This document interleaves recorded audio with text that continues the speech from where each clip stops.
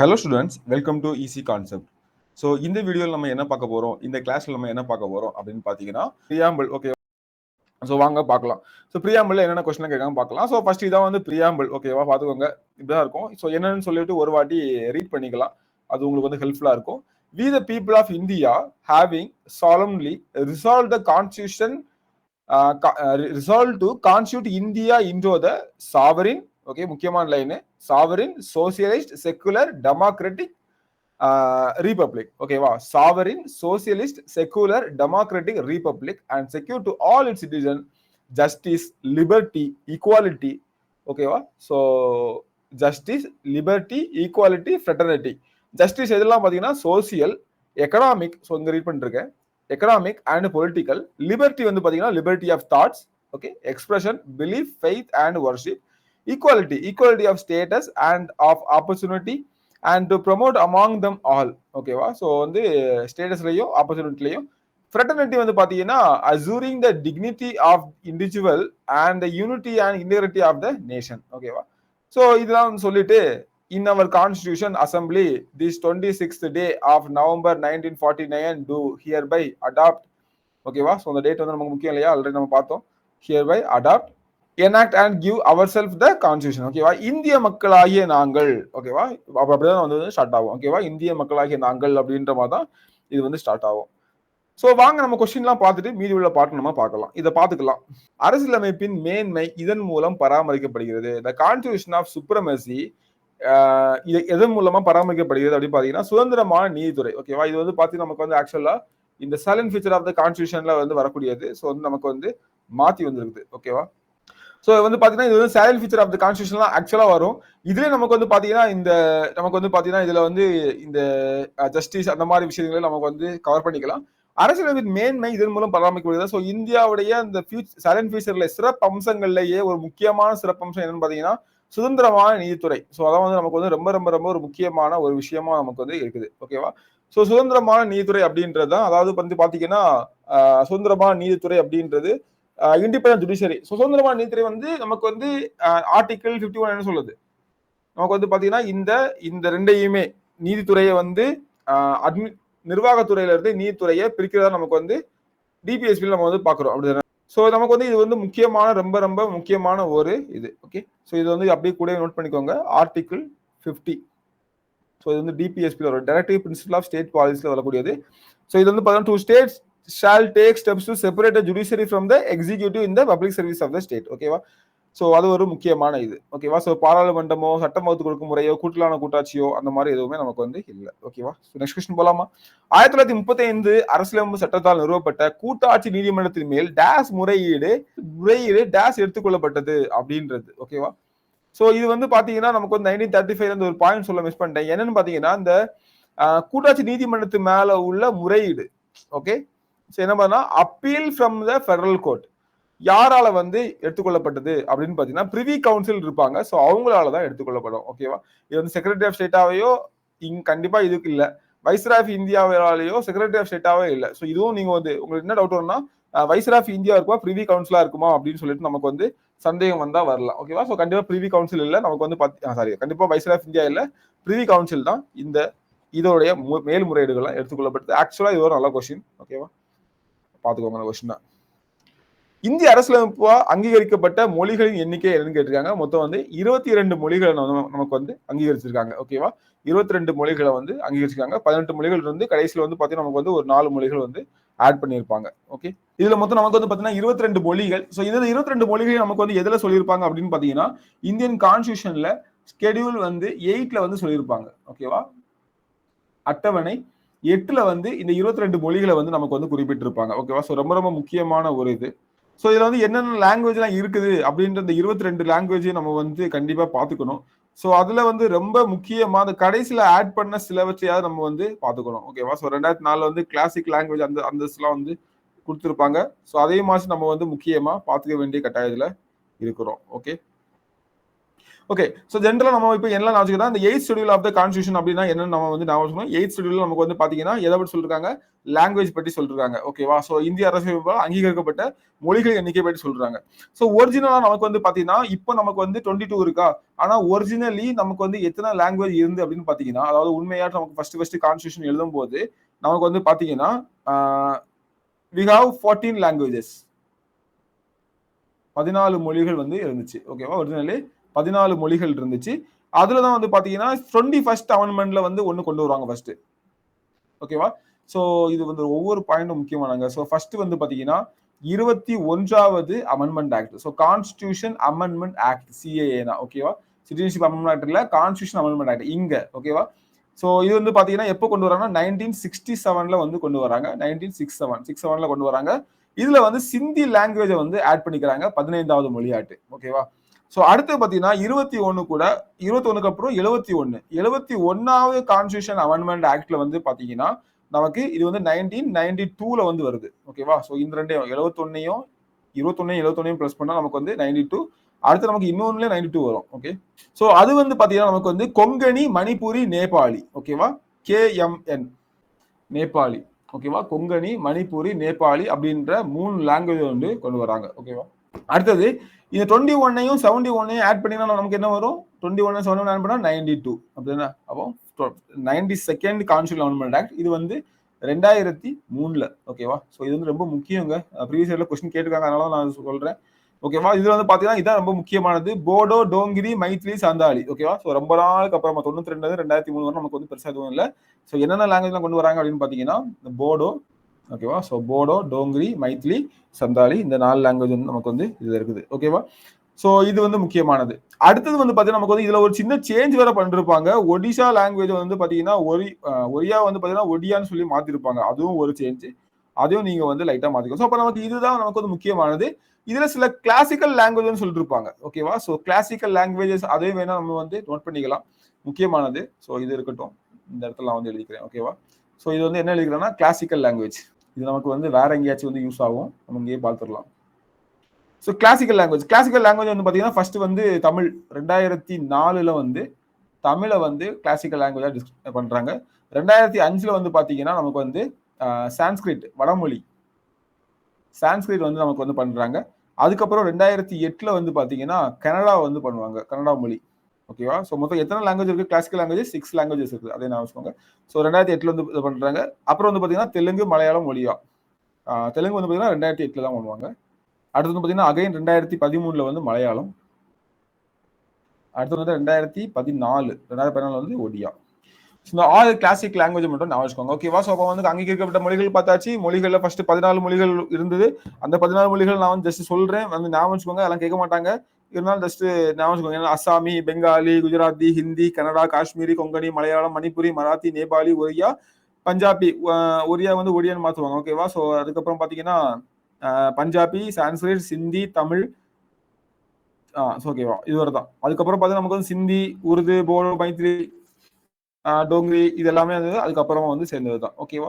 So இதை மட்டும் நீங்க ஜஸ்ட் நான் போதுமான கொஸ்டின் கேட்டா இந்த ஸ்கிரீன்ல பாக்குற இந்த ஏரியால மட்டும் தான் கொஸ்டின் வரும். வேற எங்க இருந்தும் கண்டிப்பா கொஸ்டின் வராது. ஓகே. ஸோ இந்த வேர்ட் செக்குலரிசம் வந்து பாத்தீங்கன்னா நமக்கு வந்து இதுல ஒரு 3 வார்த்தைகள் நமக்கு வந்து ஸ்டார்டிங் கிடையாது. 1976ல 42nd அமெண்ட்மெண்ட் மூலமா தான் செய்திருப்பாங்க. ஓகேவா? ஸோ 42வது அரசியல் அமைப்பு திருத்த சட்டம். ஓகேவா? அதாவது கான்ஸ்டிடியூஷன் அமெண்ட்மெண்ட் ஆக்ட் இயர் வந்து பாத்தீங்கன்னா 1976. ஸோ இது வந்து ஒரு மினி கான்ஸ்டிடியூஷன் அப்படின்னு சொல்லுவாங்க. இது என்ன சொல்லுவாங்க? மினி கான்ஸ்டிடியூஷன், குறு அரசியல் அமைப்பு. ஏன்னா நிறைய விஷயங்கள் இதுல பண்ணிருப்பாங்க. இது என்ன சொல்லுவாங்க? மினி கான்ஸ்டிடியூஷன் சொல்லுவாங்க. ஓகே. இது என்னென்ன வார்த்தைகள்லாம் வந்து சேர்த்துக்கிட்டாங்க? ஓகேவா?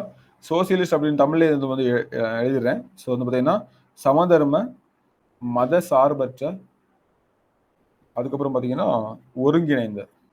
இந்த 3 வார்த்தையை வந்து இதுல வந்து சேர்த்திருப்பாங்க. ஓகேவா? அதான் வந்து பாத்தீங்கன்னா 42வது அரசியலமைப்பு திருத்த சட்டம். ஓகே. எப்போ தான் கேட்டுருங்க ஜஸ்ட் இந்த கொஸ்டின் வந்து பல முறை கேட்டாங்க. பல முறை கேட்டாங்க. திரும்ப கேட்காங்க. அந்த இயரை மட்டும் தான் கேட்டுட்டு இருக்காங்க. ஓகேவா? ஸோ நமக்கு வந்து பார்த்தீங்கன்னா 1900 இதை வந்து இப்படியா கேட்டிருக்கலாம். செக்குலரிசம் வந்து எந்த அமெண்ட்மெண்ட்ல ஆட் பண்ணாங்க 42 43 கொடுத்தாலும் கன்ஃபியூஸ் ஆயிருக்கும். ஸோ 42nd அமெண்ட்மெண்ட் மூலமா தான் இந்த ப்ரீஆம்பிள்ல ஒரு சின்ன திருத்தம் கொண்டு வந்திருப்பாங்க. அதுல இந்த 3ஐயும் வந்து சேர்த்திருப்பாங்க. ஸோ இந்த ஒரே ஒரு முறை மட்டும் தான் ப்ரீஆம்பிள் திருத்தப்பட்டிருக்கும். அந்த ஒரு முறையும் 42வது அமெண்ட்மெண்ட் ஆக்ட் 1976 ஞாபகம் வச்சுக்கோங்க, மறக்காதீங்க. அடுத்த கொஸ்டின் 9வது அட்டவணையை பற்றிய கீழ்கண்டப்படும் வாக்கியங்கள் எது எவை தவறானவை அப்படின்னு கேட்டிருக்காங்க. ஓகேவா, எது வந்து தவறானது அப்படின்னு கேட்டிருக்காங்க. So schedule 9th of the Indian constitution. So schedule 9th of the constitution வந்து நமக்கு என்ன அப்படின்றது ஃபர்ஸ்ட் தெரியணும். ஓகேவா, schedule 9th of the constitution நமக்கு வந்து என்ன அப்படின்றது தெரியணும். ஸோ இந்த 9th ஷெட்யூல்ல நமக்கு வந்து நிறைய விஷயங்கள் வந்து இது பண்ணிருப்பாங்க. இதுல வந்து முக்கியமானது பார்த்தீங்கன்னா ஃபர்ஸ்ட் என்ன பாருங்க, 9th schedule is unusual future of the constitution அப்படின்னு சொல்றாங்க. ஓகேவா, இது வந்து அரசியலமைப்பு சாதனத்தின் அசாதாரண அம்சம்னு சொல்லிருக்காங்க. ஓகேவா, ஸோ இது வந்து கரெக்டானது. ஸோ என்னன்னு பார்த்தீங்கன்னா, இதுல முக்கியமா நமக்கு வந்து ஏதாவது ஒரு லா நம்ம கிரியேட் பண்றோம் அப்படின்றப்ப ஒரு சென்டரோ இல்லை வந்து ஸ்டேட்டோ, அதாவது 9th ஷெட்யூல்ல அதாவது சென்ட்ரல் லிஸ்ட்லயோ ஸ்டேட் லிஸ்ட்லயோ உள்ள ஒரு லா வந்து கிரியேட் பண்ணாங்க பார்த்தீங்கன்னா, இந்த 9வது அட்டவணை கீழே பண்ணிட்டாங்க அப்படின்னா அதை வந்து எந்த ஒரு கோர்ட்லயும் நம்ம வந்து சேலஞ்ச் பண்ண முடியாது. ஓகேவா, ஸோ ரீசெண்ட் டைம்ஸ்ல நிறைய வந்து கேள்விப்பட்டிருப்பீங்க. 9வது அட்டவணையில் கிட்டத்தட்ட 300 சட்டங்கள் பட்டியலிடப்பட்டுள்ளன அப்படின்றதும் நமக்கு வந்து கரெக்டானதுதான். ஓகேவா, ஸோ இதுவும் வந்து கரெக்டானதான். 300க்கு மேற்பட்டதே இருக்குது. கிட்டத்தட்ட 300 சொல்றாங்க, இப்போ வந்து 300 தாண்டிடுச்சு. ஓகே, ஸோ அடுத்தது வந்து பாத்தீங்கன்னா Article 31 declares that all the acts under 9th schedule are not immune from the judicial review. அரசியலமைப்பு சட்ட விதி 31 படி 9வது அட்டவணையில் உள்ள அனைத்து சட்டங்களும் நீதி புனராய்வுக்கு உட்படாது என்று தெரிவிக்கிறது அப்படின்றது கரெக்ட். ஓகேவா, ஸோ ஜுடிஷியல் ரிவ்யூ அப்படின்றது நமக்கு வந்து பாத்தீங்கன்னா, அதாவது ஒரு சட்டத்தை வந்து நம்ம நீதி புனராய்வுக்கு உட்படுத்தலாம் அப்படின்றது. ஸோ இதுல உள்ளது வந்து புனராய்வு. ஸோ அதான் வந்து மேலே சொல்லிட்டாங்களே, அது வந்து பாத்தீங்கன்னா எந்த ஒரு என்னது ஸோ எந்த ஒரு கோர்ட்லயும் நம்ம வந்து இது பண்ண முடியாது. ஓகேவா, ஸோ அதான் வந்து நான் வந்து ஆல்ரெடி சொன்னேன் இல்லையா, அதாவது list of the central and state laws that cannot be challenge in the courts. ஓகேவா, கோர்ட்ல நம்ம வந்து சேலஞ்ச் பண்ண முடியாது. அடுத்து பாருங்க, அடிப்படை உரிமை மீறல்களுக்கு 9வது அட்டவணை சட்டங்கள் நீதி புனராய்வுக்கு உட்படாது. ஸோ இதுதான் முக்கியம். இதுல வந்து பாத்தீங்கன்னா, இதுல அடிப்படை உரிமைகள் வந்து மீறப்படும் போது, ஓகேவா, ஃபண்டமெண்டல் ரைட் வந்து வயலேஷன் ஆகும் போது அது வந்து நீதி புனராய்வுக்கு வந்து உட்படாது கொடுத்துருக்காங்க. ஓகேவா, ஸோ அடிப்படை உரிமைகள் வந்து மீறப்பட்டுச்சுன்னா, ஓகேவா, ஸோ எல்லாத்தையுமே நம்ம பண்ணி வந்து இந்த ஷெட்யூல் 9ல வந்து பண்ணிட முடியாது. அடிப்படை உரிமைகள் வந்து மீறப்படுது அப்படின்ற டைம்ல அதுக்கு வந்து நீதி புனராய்வு ஜுடிஷியல் ரிவ்யூ வந்து அது உட்படுத்தப்படும். ஓகே, இங்க உட்படுத்தப்படாது கொடுத்துருக்காங்க. ஸோ அப்போ இதுதான் வந்து நமக்கு தவறானது. ஸோ அப்போ option D is the correct answer. என்ன கேட்டிருக்காங்கன்னா நமக்கு வந்து எது வந்து நாட் கரெக்ட் தான் கேட்டிருக்காங்க. ஸோ அப்போ இதான் நமக்கு வந்து கரெக்டான ஆன்சர். ஓகேவா, ஸோ ஒவ்வொரு ஷெட்யூலும் நமக்கு ரொம்ப ரொம்ப ரொம்ப முக்கியம். ஸோ கிளியரா வந்து பார்த்துக்கோங்க. ஸோ நெக்ஸ்ட் கொஸ்டின் ஆல்ரெடி கேட்டிருக்காங்க, மறுபடியும் கேட்டிருக்காங்க. ஓகேவா, சமய சார்பின்மை அப்படின்றது செக்குலர் அப்படின்ற வார்த்தை. ஸோ இந்த இங்கிலீஷ் வார்த்தை வந்து நமக்கு எங்க வந்துச்சுன்னா செகுலம் அப்படின்ற வார்த்தையில தான் வந்துச்சுன்னு சொல்றாங்க. அது செகுலம் வந்து என்ன வார்த்தைன்னு கேட்டிருக்காங்க. இது வந்து லத்தீன் வார்த்தை. ஓகேவா, ஸோ வந்து தமிழையும் இங்கிலீஷும் தூக்கிடுவீங்க, லத்தீனா கிரீக்கான்றா டவுட் இருக்கும் உங்களுக்கு. ஸோ எதெல்லாம் வந்துச்சு, நமக்கு லத்தீன்ல இருந்து வந்துச்சு. ஓகேவா, ஸோ இதெல்லாம் வந்து மனப்பாடம் பண்ணிக்க வேண்டியதான், வேற வழியே இல்லை. So option B Latin is the right answer. ஓகேவா, ஸோ நெக்ஸ்ட் கொஸ்டின் பாருங்க, சமய சார்பின்மை. ஸோ அதே கொஸ்டின் ரிப்பீட் ஆகுங்க. ஸோ அதே கொஸ்டின் ரிப்பீட் ஆகுது, ஸ்கிப் பண்ணிக்கிறேன். ஓகே, அடுத்த கொஸ்டின் பாருங்க, அரசியலமைப்பு சட்டத்தின் முன்னுரை பிரியாம்பிள் தான் முகப்புரை என்று அழைக்கப்படுகிறது. The preface of the constitution is called as preamble அப்படின்னு சொல்றாங்க. எஸ், தமிழ்ல வந்து முகப்புரை தான் கொடுத்திருப்பாங்க. ஸோ முன்னுரை இஸ் ஆல்சோ கால்ட் as முகப்புரைன்ற மாதிரி சொல்றாங்க. எஸ், ஆமா. இது இந்தியாவை இறையாண்மை, சமத்துவம், மதசார்பினை, மக்களாட்சி குடியரசு என்று வரையறை செய்கிறது. ஓகேவா, இது வந்து இந்தியா வந்து sovereign, socialist, secular, democratic republic அப்படின்னு சொல்லிட்டு இந்தியாவை வரையறை செய்கிறது அப்படின்னா எஸ். ஓகேவா, சோ ஃபர்ஸ்ட் வந்து நமக்கு இதுல கொடுத்திருக்க இந்த பாயிண்ட் சொல்லிருக்காங்க. ஓகேவா, இது வந்து பாத்தீங்கன்னா வாட் இஸ் இந்தியா அப்படின்னு கேட்டீங்கன்னா எழுதி காட்டலாம். இந்தியா வந்து ஒரு sovereign, socialist, secular, democratic republic. இது வந்து இந்தியாவுடைய பேசிக். இந்தியானா என்னப்பா அப்படின்னு கேட்டீங்கன்னா, இந்தியாவில் நீங்க வந்து என்ன மாதிரி பொலிட்டிக்கல் சிஸ்டம் வந்து ஃபாலோ பண்றீங்க அப்படின்னா justice in social economic political, liberty in thought expression, belief and faith and worship, அப்புறம் equality of status of opportunity and promote among them all. இதெல்லாம் நம்ம வந்து இதான் எங்களுடைய பொலிட்டிக்கல் ஏதாவது நம்ம செயல்படுத்துறோம் அப்படின்னு சொல்லிட்டு நம்ம வந்து சொல்றாங்க. ஓகேவா, ஸோ அப்போ நமக்கு புரிஞ்சிருக்கும். ஸோ நமக்கு வந்து என்ன ஆகுது, இறையாண்மை சாவரின் இருக்குது, சோசியலிஸ்ட், செக்குலர், டெமோக்ராட்டிக், ரிபப்ளிக். ஓகேவா, இதில் செக்குலர்ன்ற வார்த்தை நமக்கு வந்து எப்போ சேர்த்துக்கிட்டோம், செக்குலரும் சோசியலிஸ்டும் 1976 42nd கான்ஸ்டியூஷனல் அமெண்ட்மெண்ட் ஆக்ட் மூலமா நம்ம வந்து சேர்த்துக்கிட்டோம். ஓகேவா, ஸோ நமக்கு எது கரெக்ட், ரெண்டுமே கரெக்ட். இதை சரியா விளக்கவும் செய்யுது. ஓகே, பின்வரொன்றில் சிறு அரசியலமைப்பு என்று அழைக்கப்படுவது எது? இப்பதான் பார்த்தோம் அப்படின்னா 42வது கான்ஸ்டிடியூஷனல் அமெண்ட்மெண்ட் ஆக்ட் 1976. ஓகே, 42வது கான்ஸ்டிடியூஷனல் அமெண்ட்மெண்ட் 1976. ஓகேவா?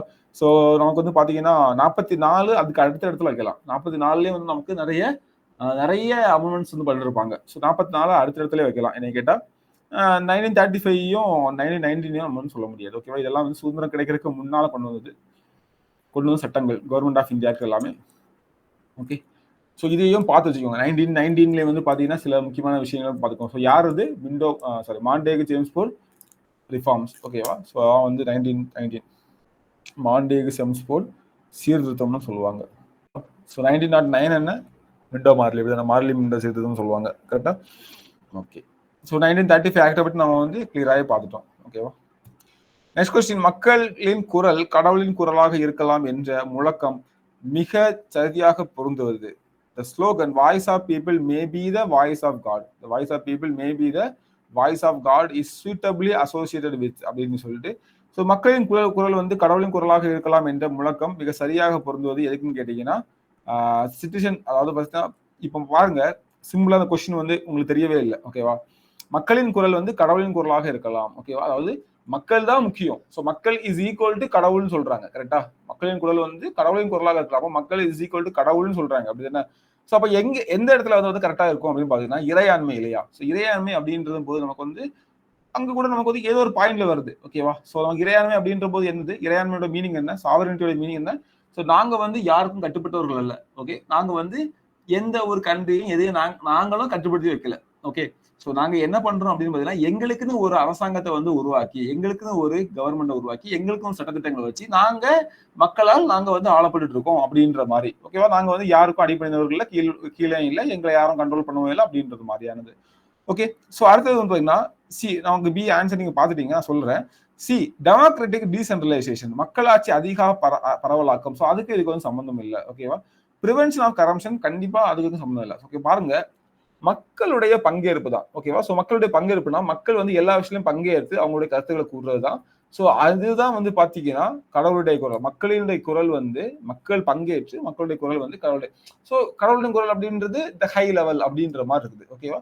ஸோ அப்போ எதுக்கு தான் கரெக்டா இருக்கும் அப்படின்னு பாத்தீங்கன்னா மக்களுடைய வந்து செகுலம் வந்து பாத்தீங்கன்னா லத்தீன் வார்த்தையில தான் வந்தது. ஓகே, கீழ்கண்ட 3 கூற்றுகளில் இந்திய அரசியலமைப்பு சட்டம் குறித்த சரியான கூற்றை கண்டறிக. கீழ்கண்ட 3 கூற்றுகளில் இந்திய அரசியலமைப்பு சட்டம் குறித்த சரியான கூற்றை கண்டறிக. சோ இந்திய அரசியலமைப்பு சட்டம் சமூகங்களால் கட்டமைக்கப்பட்ட ஒரு ஆவணம் அப்படின்னு சொல்றாங்க. இந்திய அரசியலமைப்பு சட்டம் சமூகங்களால் கட்டமைக்கப்பட்ட ஒரு ஆவணம் அப்படின்னு சொல்றாங்க. கண்டிப்பா கரெக்ட். சமூகங்களால் கட்டமைக்கப்பட்ட ஒரு ஆவணம் தான். அப்படிதான் எப்படி நம்ம சொல்லலாம். ஸோ நமக்கு வந்து பாத்தீங்கன்னா நம்ம ஆல்ரெடி பார்த்தோம். இந்த கான்ஸ்டியூஷன் அசம்பிளி வந்து பல்வேறு சமயத்தை சார்ந்தவர்களும் உள்ள இருந்தாங்க அப்படின்ற பார்த்தோம். அப்படின்னா இந்திய அரசியலமைப்பு சட்டம் என்பது எழுதப்படாத மரபுகளும் வழக்காறுகளும் ஆகும். தப்பு. நம்ம வந்து ஆல்ரெடி பார்த்தோம். இது வந்து ரிட்டன் கான்ஸ்டியூஷன் அப்படின்னா எழுதப்படாத அப்படின்ற தப்பு. ஓகேவா? ஸோ ரிட்டன் கான்ஸ்டியூஷன் தான். ஓகேவா? நமக்கு வந்து எல்லாம் என்ன இருக்கு அப்படின்றத எழுதி வச்சுட்டோம். Indian Constitution is a text subject to interpretive practices of both the parliament and judiciary. ஓகேவா? Indian Constitution is a text subject to interpretive practice of both parliament.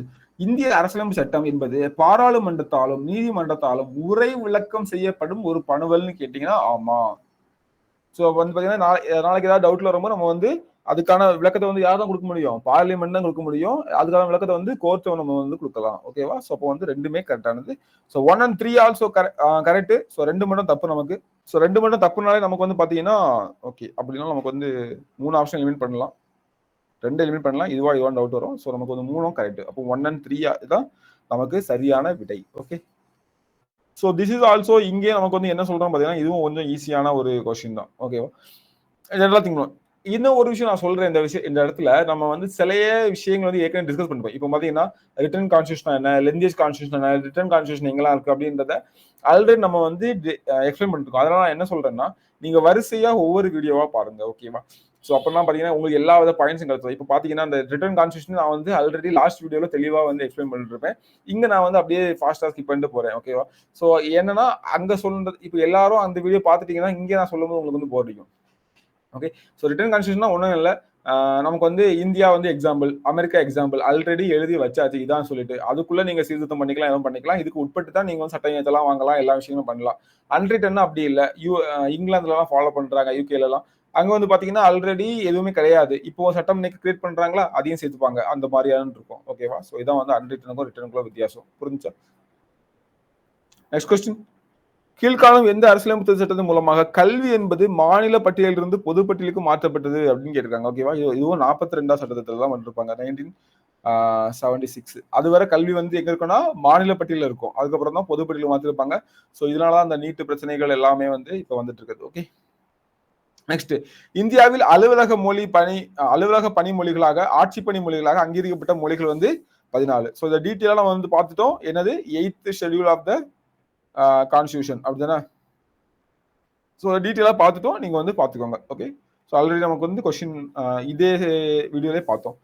Next, 42வது அரசமைப்பு திருத்த சட்டம் இந்திய அரசியலமைப்பு சாசனத்தின் முகவரையில் 3 புதிய சொற்களை சேர்த்தது. பின்வருவனவற்றில் எது வந்து தவறானது? நம்ம இதையும் பார்த்தோம் அப்படிதானே? எல்லாம் சேர்த்தோம். சோசியலிஸ்ட், செகுலர் அண்ட் இன்டெகிரிட்டி அப்படிதானே? ஸோ லைட்டா காட்டிடாத இங்க இருக்குது. என்னெல்லாம்? சோசியலிஸ்ட், செகுலர், இன்டெகிரிட்டி, சமதர்ம மதசார்பற்ற ஒருங்கிணைந்த அப்படின்றத பார்த்தோம். ஸோ இங்கேயும் அதே கொஸ்டின் கேட்டுட்டு எது வந்து இதுல வராது அப்படின்னு சொல்றாங்க. ஓகேவா? 42வதுல எது வராது? டெமோக்ராட்டிக் வராது. ஸோ டெமோக்ராட்டிக் வந்து பாத்தீங்கன்னா ஒரிஜினல் கான்ஸ்டியூஷன்ல இருந்துச்சு அப்படின்னா. ஸோ ஒரிஜினல் கான்ஸ்டியூஷன்ல இருந்துச்சு. ஸோ மீதி மூணுமே நமக்கு வந்து 42nd அமெண்ட்மெண்ட் மூலமா நமக்கு வந்து சேர்த்துக்கிட்டது. ஓகேவா? Next question. கீழ்கண்டவத்தில் எது மத்திய பட்டியலில் இடம்பெறவில்லை அப்படின்னு கேட்டிருக்காங்க. ஓகேவா? ஸோ மாநகராட்சி வரி, விவசாய தவிர மற்ற வருமான வரி, மூலதன வரி, சுங்க வரி. ஸோ இது வந்து மாநகராட்சி வரி வந்து பாத்தீங்கன்னா மத்திய பட்டியலில் வரும். இது எல்லாமே வரும். கேபிட்டேஷன் ஃபீ மட்டும் நமக்கு வந்து அதுல வராது. ஓகேவா? இது வந்து நான் வந்து எக்கனாமிக்ல கிளியரா சொல்றேன். இங்க ஜஸ்ட் பாத்துக்கோங்க. குடியுரிமைக்காக பெறக்கூடிய வழிகள் என்னன்னு சொல்லி கேட்டுருக்காங்க. ஓகேவா? ஸோ இந்த கொஸ்டின் மாறி வந்திருக்குது. ஸோ இது வந்து பாத்தீங்கன்னா எல்லாமே கரெக்டுங்க. பிறப்பு வழியா பெறலாம், மரபு வழி மூலமா, ரெஜிஸ்ட்ரேஷன் மூலமா, பதிவு முறை மூலமா. ஸோ ஓகேவா? ஸோ ஜஸ்ட் பாத்துக்கோங்க. நான் வந்து இந்த சிட்டிசன்ஷிப் பார்க்கும்போது நான் உங்களுக்கு கிளியரா வந்து சொல்றேன். ஓகே. சிட்டிசன்ஷிப் பார்க்கும்போது நம்ம வந்து என்னென்ன முறைகள்லாம் நம்ம வந்து வாங்கலாம் அப்படின்றத தெளிவாகவே சொல்றேன். ஸோ மொத்தமே வந்து எத்தனை வழிகளில் பிறக்கலாம் அப்படின்ற ஒரு கொஸ்டின் வந்து கேட்டிருப்பாங்க. ஸோ மொத்தம் 5 வழிகளில் பிறக்கலாம். ஸோ பிறப்பு வழியா, அப்புறம் வந்து மரபு வழியா, அதுக்கப்புறம் வந்து பதிவு செய்வது வழியா, அப்புறம் வந்து நேச்சுரலைசேஷன் இயற்கை மயமாக்கல் வழியா, அப்புறம் இன்னொன்று பார்த்தீங்கன்னா அக்யூசேஷன். ஓகேவா? பிரதேசங்கள் இணைக்கப்படுவதன் மூலம். இப்போ வந்து பார்த்தீங்கன்னா ஒன்றிணைவு. இப்போ வந்து பார்த்தீங்கன்னா நமக்கு வந்து பாண்டிச்சேரி இருக்குது. பாண்டிச்சேரி வந்து பிரிட்டிஷ் கண்ட்ரோல் இருந்துச்சு. பாண்டிச்சேரி ஆட்டோமேட்டிக்கா இந்தியாவோட சேர்த்த உடனே ஆட்டோமேட்டிக்கா அவங்களும் இந்தியர்கள் ஆகிட்டாங்க. ஓகேவா? ஸோ இதான் வந்து சொல்றது. கீழ்கண்டவற்றில் எவை சமூக நீதியை வரையறுக்கும் வரையறுக்கும் பொழுது சேர்த்துக் கொள்ளப்படுகிறது அப்படின்னு கேட்டாங்க. ஓகேவா? ஸோ நம்ம வந்து டக்குனு போயிட்டு பார்த்து வந்துருவோமா? பிரியாம்பிள் பார்க்கலாம். ஸோ வந்து ஜஸ்டிஸ் நமக்கு வந்து சோசியல், எக்கனாமிக் அண்ட் பொலிட்டிக்கல் கொடுத்துருக்காங்க. ஈக்குவல்ல status and opportunity and promote among them all கொடுத்துருக்காங்க. ஓகேவா? ஸோ இப்போ இந்த கொஸ்டின் வந்து ஆன்சர் பண்ணலாமா? ஓகேவா? ஸோ வந்து ஈக்குவல் எதுலலாம்? ஈக்குவல் ரைட்ஸ், ஈக்குவல் ஆப்பர்ச்சுனிட்டி, ஓகேவா? Equal treatment. ஓகே. ஸோ ஆனால் வந்து பார்த்தீங்கன்னா ஈக்குவல் டிஸ்ட்ரிபியூஷன் ஆஃப் வெல்த் அப்படின்னு அவங்க செய்யல. ஸோ இருக்கிற செல்வங்கள்லாம் சமமாக பங்கிட்டு கொடுக்குற அப்படின்னு நமக்கு வந்து சொல்லலை. ஓகேவா? அப்போ ஈக்குவல் சம உரிமை வேணும், சம வாய்ப்பு வேணும், சமமாக வந்து நடத்தப்படணும். ஆனால் செல்வத்தினே அனைவருக்கும் சமமாக பயந்து கொடுக்கணும் அப்படின்ற பற்றி நமக்கு பேசலாம். So C is the right answer. ஓகேவா? So these are the things. ஓகேவா? ஸோ இவ்வளோதான் அதில் கொஸ்டின் இருக்குது. பிரியாம்பிளை பற்றி நான் உங்களுக்கு பிரியாம்பிளை பற்றி சொல்லலாம். இவ்வளோதான். பிரியாம்பிளை பற்றி ஜஸ்ட் அந்த ஒரு இதை மட்டும் நீங்க பார்த்துக்கிட்டாலே போதுமானது. ஓகேவா? அந்த ஒரு ஸ்லைட் காட்டணும் இல்லையா? ஸோ அதுல எக்ஸ்ட்ரா நீங்க பார்க்க வேண்டிய ஒரே ஒரு விஷயம் என்னன்னு பார்த்தீங்கன்னா, இதுல இந்த 3 வார்த்தைகள் வந்து எதுல வந்து ஆட் பண்ணாங்க அப்படின்றதான். ஓகேவா? ஸோ என்ன பார்த்தீங்கன்னா சோசியலிஸ்ட், செக்குலர், அப்புறம் வந்து இங்க இந்த இண்டிபெண்டன்ட் வார்த்தை. ஓகேவா? இந்த கோடு போட்டிருக்க எல்லா வார்த்தையுமே நமக்கு வந்து 42வது constitution amendment act, 42nd constitution amendment act நமக்கு வந்து 1976 வந்து ஆட் பண்ணிருப்பாங்க. ஓகேவா? ஸோ இது மட்டும் நீங்க வந்து பார்த்துக்க வேண்டியது. ஓகே. ஸோ மீதி எதுவுமே நமக்கு வந்து ரொம்ப பெருசா இல்லை. இது கொஸ்டின் வளர்ச்சி எல்லாம் கேட்பாங்க. ஸோ இதுல இன்னொரு முக்கியமான விஷயம் சொல்ல மாட்டேன். ஸோ பிரியாம்பிள் வச்சு முத வந்த அரசியலமைப்பு எது அப்படின்ற ஒரு கொஸ்டின் கேட்பாங்க. ஓகேவா? ஸோ முதன்முறையாக முகப்புரை. ஓகேவா? முதன்முறையாக முகப்புரை அப்படின்ற, அதாவது இந்த பிரியாம்பிள் அப்படின்ற ஒரு இதை வந்து எந்த உடைய கான்ஸ்டியூஷன்ல பார்க்க முடிஞ்சு அப்படின்னு பாத்தீங்கன்னா யூஎஸ்ஏ. ஓகேவா? யுனைடெட் ஸ்டேட் ஆஃப் அமெரிக்காவுடைய இதெல்லாம் முதல்ல இதை வந்து பார்க்க முடிஞ்சு. ஸோ இது வந்து பாத்தீங்கன்னா அதே மாதிரி இந்த பிரியாம்பிள் வந்து நமக்கு எதை பேஸ் பண்ணி வந்தது, நேருடைய அப்ஜெக்டிவ் ரெசல்யூஷனை பேஸ் பண்ணி வந்தது, குறிக்கோள் தீர்மானத்தை பேஸ் பண்ணி வந்தது. அப்படிதானே, நேருடைய அப்ஜெக்டிவ் ரெசல்யூஷனை வந்து பேஸ் பண்ணி வந்தது, நேருடைய குறிக்கோள் தீர்மானத்தை வந்து பேஸ் பண்ணி வந்தது. ஓகேவா? ஸோ இந்த ஒரு விஷயத்தையும் கூடவே சேர்த்து பார்த்துக்கோங்க. ஓகேவா? ஸோ இதுதான் நமக்கு வந்து மொத்தமா. இதுல என்ன டவுட் இருந்தாலும் கண்டிப்பா தயங்காம கேளுங்க. ஸோ தேங்க்யூ ஃபார் வாட்சிங். அடுத்த வீடியோ நம்ம பார்ப்போம்.